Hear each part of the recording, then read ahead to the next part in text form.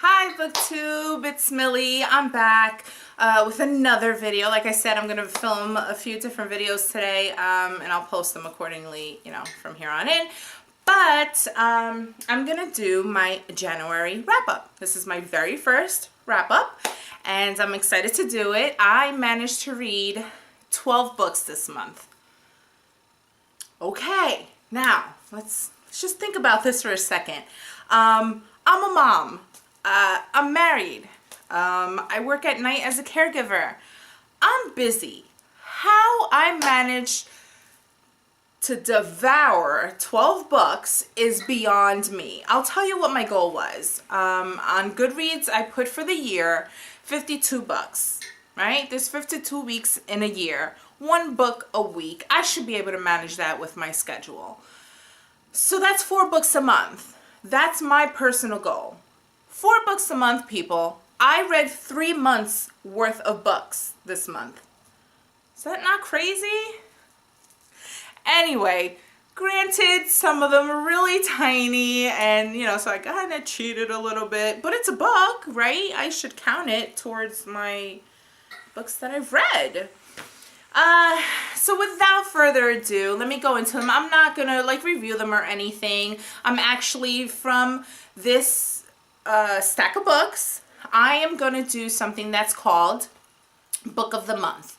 And that is where after I do my wrap up for the month, I'll go ahead and make a separate video where I'll choose one book from the ones that I have read that stand out for that month. That kind of just, from the rest, just kind of stayed fresh in my mind. I kept thinking about it, or something that triggered an emotion of some sort and just really stuck with me from the ones that I read that I just really, truly, and sincerely enjoyed. So that's what I'm going to do every month. After my wrap up, I'll go ahead and post a video about the book that I chose for that month that I thought was amazing, that I would recommend for you guys to read. So with that being said, once I go through these books, I would love it if you guys go ahead and post below your opinion on what you think the book of the month should be. And then I'll go ahead and post a video and we'll see, who guessed right and who didn't. No prizes. This isn't a giveaway. I'm not there yet. So let's get started. I'm excited. 12 books, guys. Okay, so these are not in the order in which I read them. I actually organized all my books in size order, so that's kind of how I'm going to be feeding them to you, from smallest to biggest. No biggie. Hey, it is what it is. First book I have here is The Giver by Lois Lowry. In my first video, you might have heard me mention this one as what I had read so far at that point.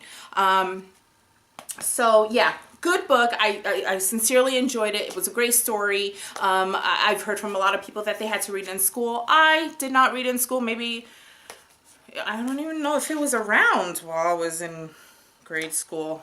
Let's not go there. I'm not going to date myself. Okay, so yeah, good books. So that was one. Next one is George Orwell, Animal Farm, another really good book. Another one that I heard people read in school. I did not. And I want to go out of my way to try to start reading a lot of classics. It's just something I want to do. I have an interest in that this year for some reason.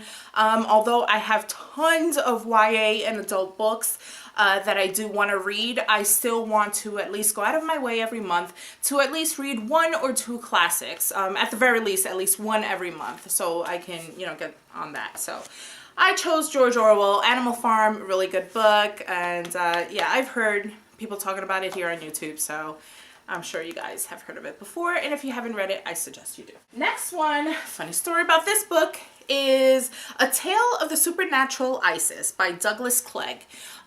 This book I found at the dollar store, at Dollar Tree.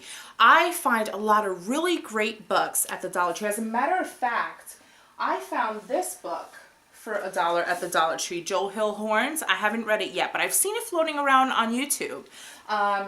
And I found it at my dollar store. So just a little tip, if you have a Dollar Tree around you, I don't know where you live, I don't know where they're located. I have them here in New Jersey. That's where I live.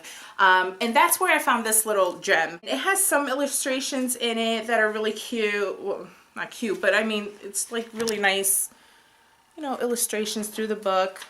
Look at that. That's pretty neat. For $1. Great little story. Love it. Highly recommend it. Next, we have Einstein's Dreams. This is another one that you might have seen in my very first introduction video that I mentioned that I had read up until that point. Really good book. This is from Alan Lightman. Brilliantly written. It's all about time. There's a bunch of stories. Each story is about a page and a half, and it just speaks about all different perceptions of time. You know, one story could be where time stood still. One story could be where time went backwards or time went forward and vice versa. You know, like all of that good stuff. It's really, really interesting. Really good read. Really easy. It's only about 140 pages. Super fast. I read it in one day. Nice book. It was a nice, like, in between read between my other books. So I thoroughly enjoyed that. Highly recommend it. Okay. I might lose subscribers, and if I don't lose subscribers, I might not even get any more subscribers after I say this. And I'm sorry, but I'm just keeping it real. F. Scott Fitzgerald, The Great Gatsby. Okay, you ready for this? I didn't like it. I didn't like it. I heard so many people raving about this book. It's a classic. It's amazing. It's my favorite. You must read it. All this stuff. I grabbed it and as I'm reading it, it's like I'm pushing myself to read it. I don't think I've ever started a book and not finished it. Although I've had many books that I've started and had to force myself to finish it. And this was one of them. Now, okay, the story, I guess, is not a terrible story. It's a nice story. It just didn't wow me. It didn't do it for me. I never watched the movie, so I didn't know what it was about to begin with. And so I picked it up fresh-minded, clear-minded, I couldn't judge it in any way. I didn't know what it was about. So I'm sorry. I don't agree with you guys. I didn't enjoy it. Sorry. Hey guys, sorry. My camera shut off. A memory thing.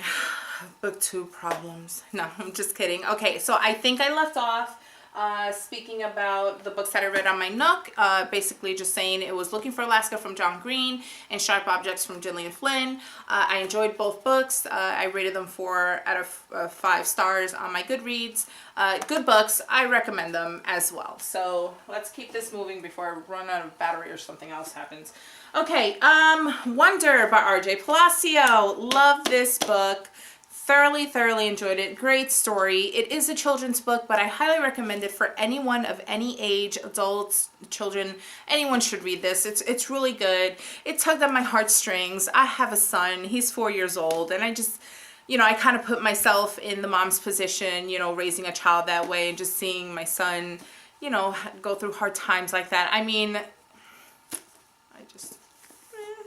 but good book. I recommend it. I also read The Ocean at the End of the Lane. Another one that was raved about here on YouTube. And it was a good book. Okay, I'm not about to have haters. I enjoyed the story. It was a really good book. Everyone was like rating it like 5 out of 5 stars. And I thought it was like this amazing thing. And I liked it. It was a good story. I gave it a 4 out of 5.